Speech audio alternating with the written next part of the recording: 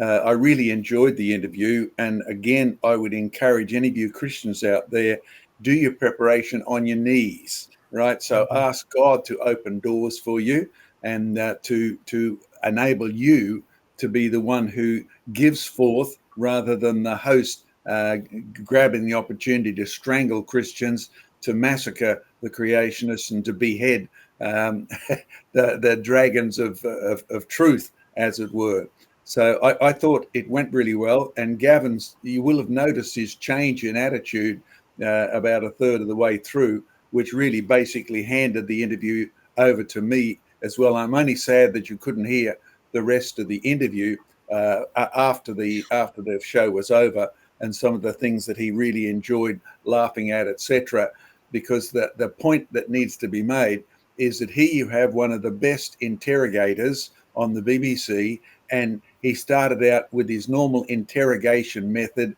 B, it obviously failed. C, he swapped track to make it more positive, and it worked really, really well. Now, because of the BBC's structure, you do need to know it was heard by about 25 million people. We asked the BBC, right? That was their figure, not ours, right? So that was an incredible response to that. But you need also to know that as I left, the manager of the BBC met me, right, very, very upset, right, very upset, and told me I would never again be invited to the BBC. Now, why do you think that was? The interview went really well. The whole program was positively received. It has to tell you an attitude, a government attitude that sort of holds the BBC up there, gives it some sort of independence, so it's become more socialist than the government could ever hope, and sometimes very a problem to the government. But their attitude is David Attenborough has to be right, has to be seen to be right, and even when he's wrong, we'll say that he's right. And anybody who skillfully exposes Attenborough or the BBC's weaknesses must be stood on, stamped on, obliterated, simply not allowed any exposure. So pray that all of these opportunities will reignite and people will be encouraged by the program. But yeah, at the same time, pray for our museums, which put this stuff into public view. All the sort of stuff we talked about on there, including my dear old boomerang, which still carries around with me and makes exactly the same point. Intelligent design is needed to make an unintelligent object, but you have to be brave enough not to do the American intelligent design thing. You have to be brave enough to say, well, who had the intelligent design? And only your biblical record gives you the answer. All things are made by Christ. All things are made for Christ. He stamped his nature on the creation, and that's the point of it. It's not just the point of, oh, I believe in creation. The point is you believe in creation, therefore the creator has the right to tell you what's wrong. Uh-oh, I've done what's wrong, therefore I've sinned, not by government definition, not by the BBC definition, but by a holy, righteous God's definition, and he has the right to judge. And praise God, particularly our team knows that he is the savior and the only way to be reunited with the creator. Joe, that's probably a good enough summary from me. The bit that I really liked is, we live in a culture in the West today which is promoted to be one of tolerance and acceptance, and that's kind of the take that the BBC particularly will do, right? We have to tolerate and accept while being very exclusive. So there's definitely hypocrisy that's going on. But by the same token, this wasn't quite that in 2006 when you went on the program, right? It wasn't quite as strong as it is today, this kind of what you might call woke hypocrisy that's going on. But you could see the start of it because he said to me, hang on, he said to you, John, in the interview, hang on, that'd put you at odds with most religions. And your response was, yes. And he didn't really know where to go, with that. It's like, we're very happy to be at odds with other religions. That's the whole point. And the bit which really got me is how often you drove it back to truth. right?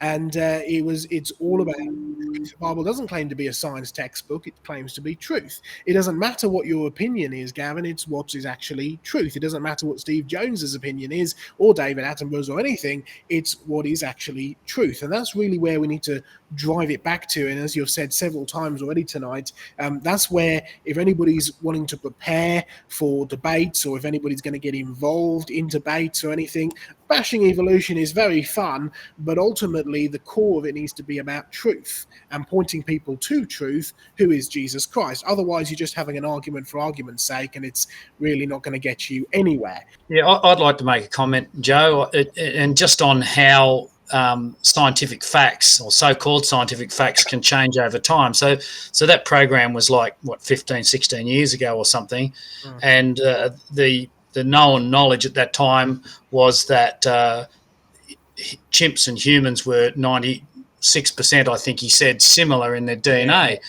Well, little was it known amongst most of us that the people coming up with those calculations were ignoring what they called junk DNA, which we now know is not junk at all and is very important DNA in the functioning of organisms.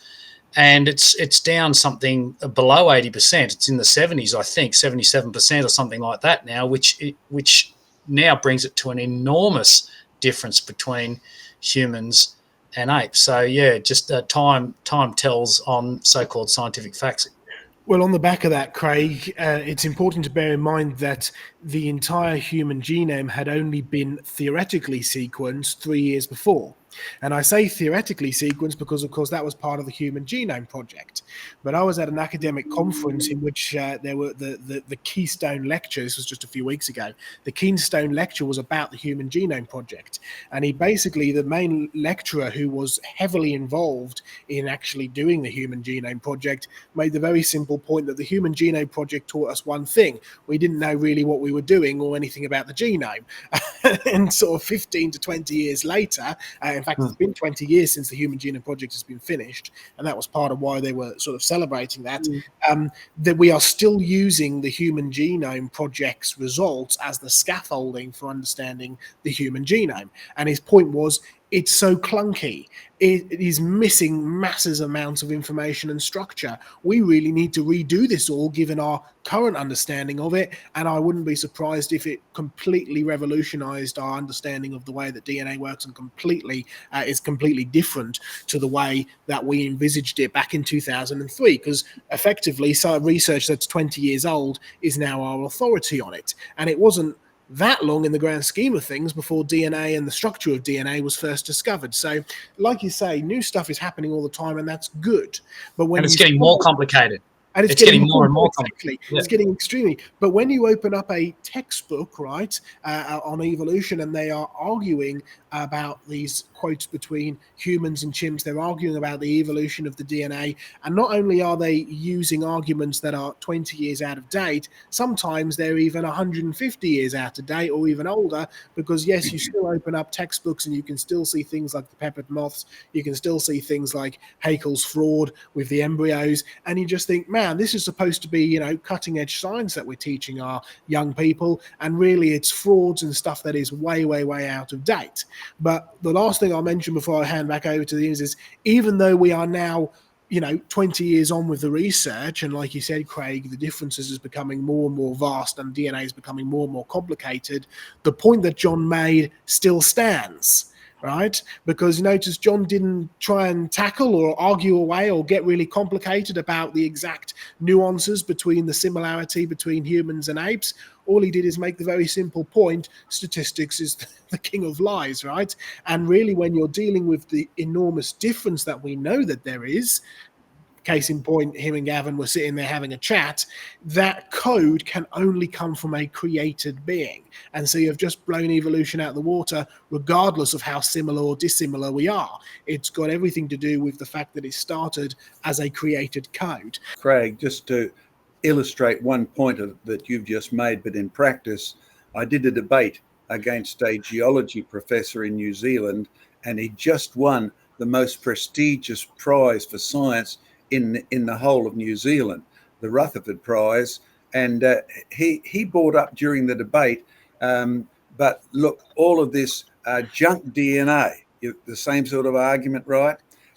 Doesn't do anything. Surely God wouldn't waste his time on junk stuff. This must be proof of evolution by chance generating junk stuff. And I said, please remember what we used to say about the appendix. Because when I was a student in high school, the textbook said the appendix does nothing. Therefore, it must be left over. Therefore, said the teacher, no God in his right mind would make an organ that doesn't do anything. So they went on to use this non-functional appendix as evidence of random chance evolution of life. And I said, just remember that now we know that the appendix does hundreds of things, and many of them are done while the baby's in the womb. So it turns out to be an absolutely necessary object, and the medical profession no longer just chops it out. I mean, you used to go into the hospital with a headache, so they chop your appendix out. They used to think that it just evolved as a leftover, so they chopped your appendix out. It evolved to make surgeons rich, said one doctor. So they chopped your appendix out and build national health. And tonsils. Yeah, that's right. Now they don't do that because it's been discovered after many, many years of finding out, hey, we chopped these appendix out here. Look what's happened to Billy. The same thing's happened to Susie. Uh-oh, there's a connect the dots here. So they don't do it anymore. And I'm pleased to say that professor has had to eat his words. We now know junk DNA isn't junk anymore. It was an expression of evolutionary ignorance because they assumed the world happened by accident. Start with the other question. If God created man, then the appendix had a function. Let's go look for it. This is your key point so often, isn't it, Diane? Yes, very much so. That was the problem with the so-called vestigial organs. They were just a tribute to our ignorance rather than our origin. And sometimes, as Craig said, we had to wait for the technology and the science to advance. So back in the turn of the 18th to the or the 19th to the 20th century, we didn't have the technology to investigate some of the endocrine organs because they only produced chemicals in such tiny amounts.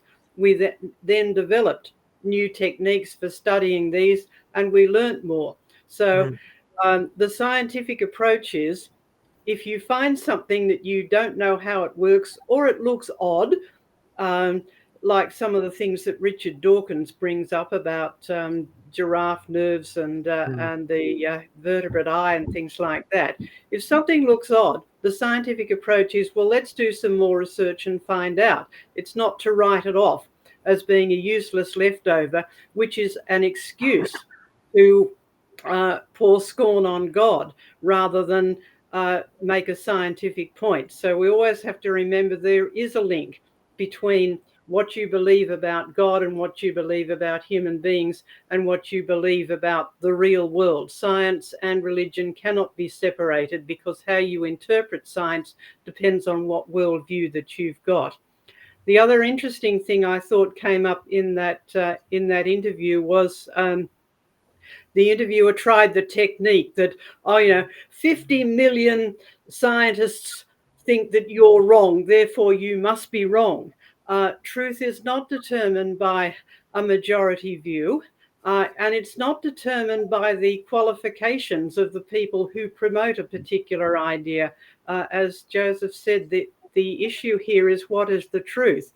If something is not true, it will not be made true by being said by a professor. If something is true, it doesn't matter who says it, even if it's said by someone with no formal education. And so that's what must be the object of our research. What is true? And if you really want to know that, you need to go to the one who is the truth.